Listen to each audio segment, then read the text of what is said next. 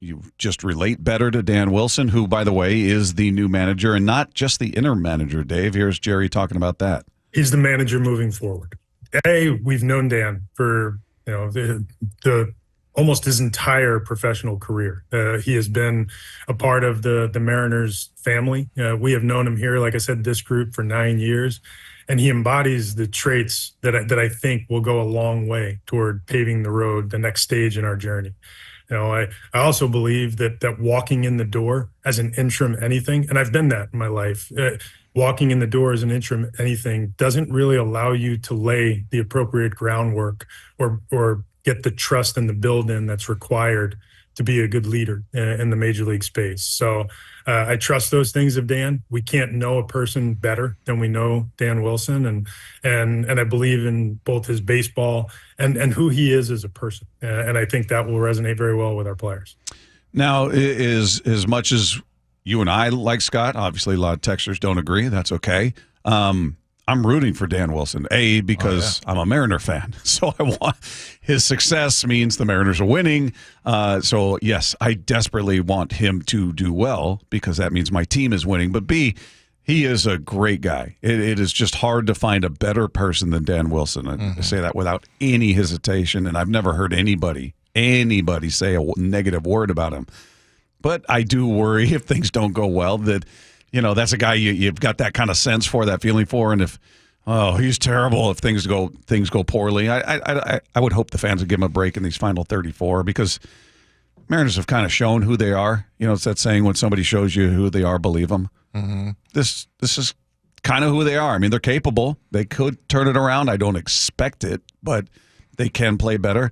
I hope he does well. I really am rooting for him in a very, very big way. Also, I think for Jerry Dipoto, that's a brilliant move to think ahead like that. Like because when you're in an interim situation, it's like you're not really the head coach. You're just the head coach for a while. You're filling the space. You're holding a place. Exactly. And so for him to make that distinction, I think was very smart of Jerry. Well, now this part is a little interesting to me, to say the very least. Jerry was asked if there were any other candidates that were interviewed. No, I mean, it's not that time in a season. It would be very difficult and likely inappropriate to try to run a multi-person interview during the course of a major league season. Obviously, this is very sensitive information and a very sensitive time where, today aside, you're playing games most days, and you have to be aware of the various people that are going to be affected by that. And, maybe in what has been one of my least favorite days in my professional life.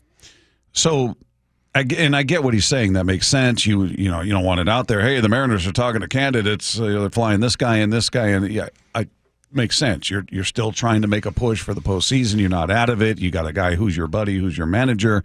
All of that makes sense. But to me, the follow-up is, okay, is he truly the best option? And I just said how much I love Dan, not doubting him. We'll find out. But is he the best guy for the job, or was he just the easiest guy for the job?